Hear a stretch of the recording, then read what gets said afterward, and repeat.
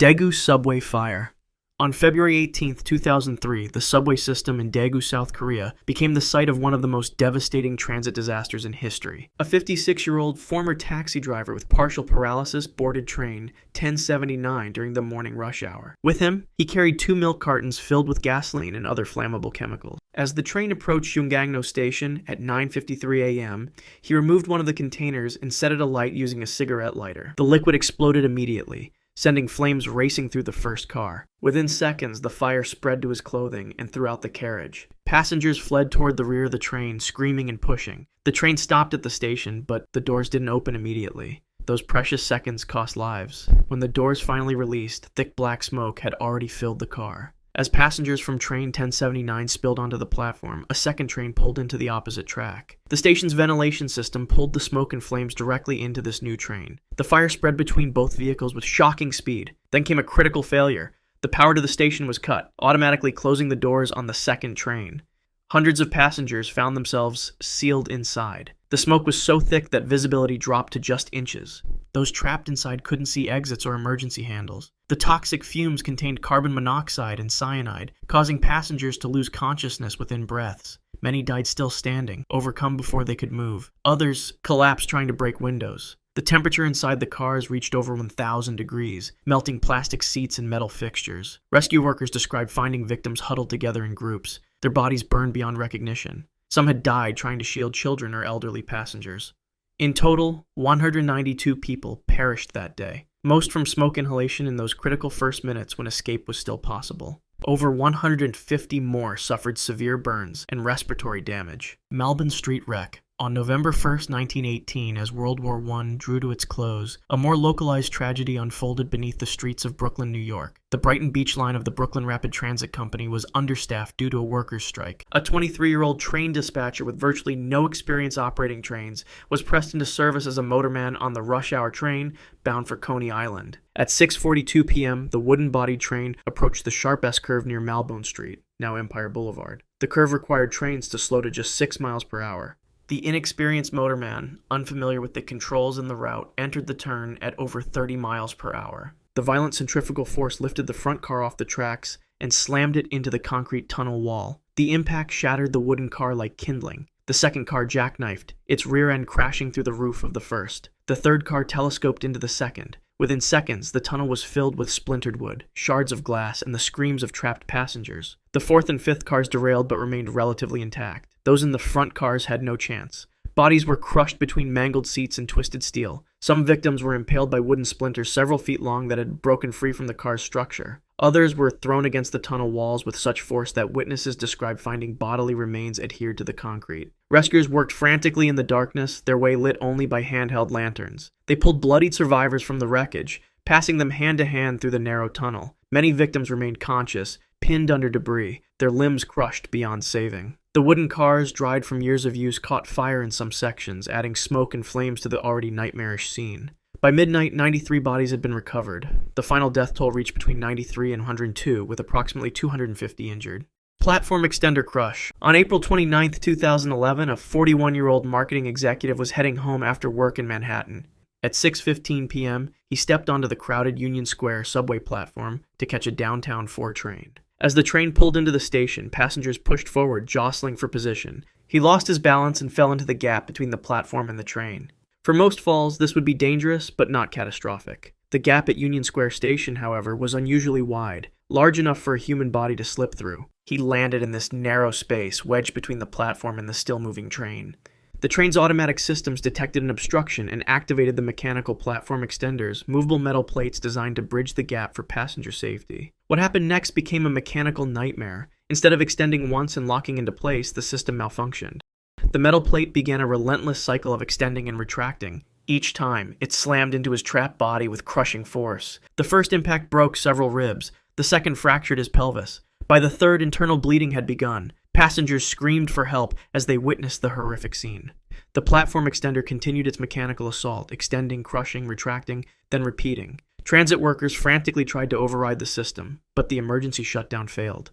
For nearly 3 minutes, the metal plate rammed into his body. Investigation later revealed it had cycled 167 times. Each impact compressed his organs against the concrete platform edge. His liver ruptured, his spine fractured in multiple places. Blood pooled beneath him on the tracks. Passengers could hear his screams growing weaker with each crushing blow. Finally, emergency workers managed to cut power to the mechanism and extract his mangled body. The marketing executive survived, but with catastrophic injuries that doctors described as incompatible with a normal life. His spine was permanently damaged, his internal organs compromised, and nerve damage left him in constant pain. The subway platform murder. On December 27, 2012, the 40th Street Lowry Street subway station in Queens was sparsely populated as the evening rush hour wound down. A 46-year-old Indian immigrant who had recently opened a coffee shop on Manhattan's Upper West Side stood on the platform waiting for the 7 train. It was 8:04 p.m., and he was heading home after a long workday. Friends would later describe him as a quiet, gentle man who had come to America to build a better life. Unknown to him, another person on the platform was watching him intently. A woman had been pacing the platform for several minutes, muttering to herself. Security footage showed her sizing up several passengers, before focusing on him, who stood alone near the edge of the platform. As the headlights of the approaching 7 train appeared in the tunnel, the woman moved swiftly. Without warning or provocation, she charged directly at him from behind. Her hands struck his back with such force that he was propelled forward instantly, his body pitching over the platform edge. The timing was deliberate and precise. He had no chance to react. Witnesses described seeing his expression change from confusion to terror in the split second before he disappeared from the platform. The train operator spotted him falling, but could not stop the massive vehicle in time. The front of the lead car struck him at approximately 30 miles per hour. The impact threw his body beneath the train, where the steel wheels crushed his chest and severed several limbs. Passengers on the platform screamed and ran for the exits. Transit workers rushed to the scene but found only remains. Medical examiners later determined that the 46-year-old shop owner was killed instantly by catastrophic blunt force trauma. His body had been dragged nearly 20 feet along the tracks, leaving a trail of blood and tissue that horrified even veteran transit workers.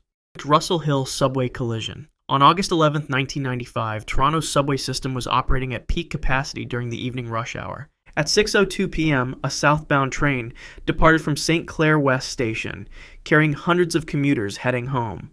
The system was running on a modified schedule due to signal testing further down the line. In the tunnel ahead, another train had stopped at a yellow caution signal, waiting for clearance to proceed. The train operator, who had been operating trains for years without incident, missed a crucial red signal. Investigators would later determine he was traveling at approximately 30 miles per hour when he should have been stopping. The tunnel curved sharply, giving him almost no time to react when the stopped train finally came into view. He slammed on the emergency brakes, but it was too late. The front car of his train crashed into the rear of the stationary train, devastating force.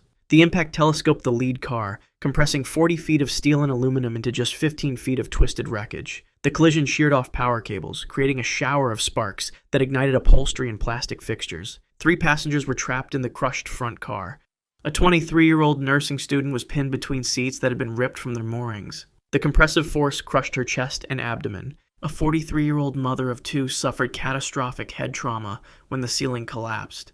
A 56-year-old accountant had his legs severed below the knees by a sheet of metal that tore through the floor. Smoke rapidly filled the tunnel, reducing visibility to near zero. The electrical fire consumed available oxygen, making each breath more difficult for those trapped. Emergency workers struggled to reach the victims, forced to cut through layers of twisted metal in the darkness. The temperature in the crushed car reached over 200 degrees. When rescuers finally reached the front car, they found all 3 victims had died. The nursing student showed signs of having survived the initial impact, with soot in her airways indicating she had breathed the toxic smoke before succumbing. The Subway Immolation. On December 2, 2023, as most New Yorkers were returning home after holiday shopping, a 61-year-old New Jersey resident boarded a Brooklyn-bound F train at 10:52 p.m. She had spent the day in Manhattan and was visibly tired as she settled into a seat near the middle of the second car. The train was sparsely populated at this late hour, with only a dozen other passengers spread throughout the car. Among them was a 33-year-old man with no fixed address. Security footage later showed him boarding at West 4th Street, carrying a small plastic bottle. For several minutes, he paced the length of the car, occasionally mumbling to himself. Other passengers would later recall moving away from him, sensing something wasn't right. The woman, however, had dozed off, her head resting against the window as the subway rattled through the dark tunnels. As the train approached East Broadway Station, the man moved deliberately toward the sleeping woman. Without hesitation, he uncapped the bottle and doused her with its contents, gasoline mixed with lighter fluid. Before anyone could react, he produced a lighter and flicked it once.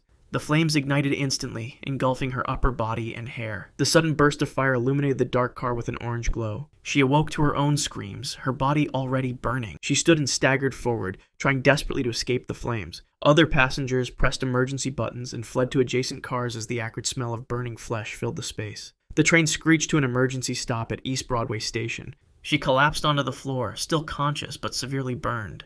Her skin had already begun to blacken and peel away from her face, neck, and arms. Each breath drew superheated air into her lungs, scorching her respiratory tract from the inside. First responders found her still alive but critically injured. At New York Presbyterian Hospital, doctors determined that over 75% of her body had sustained third-degree burns.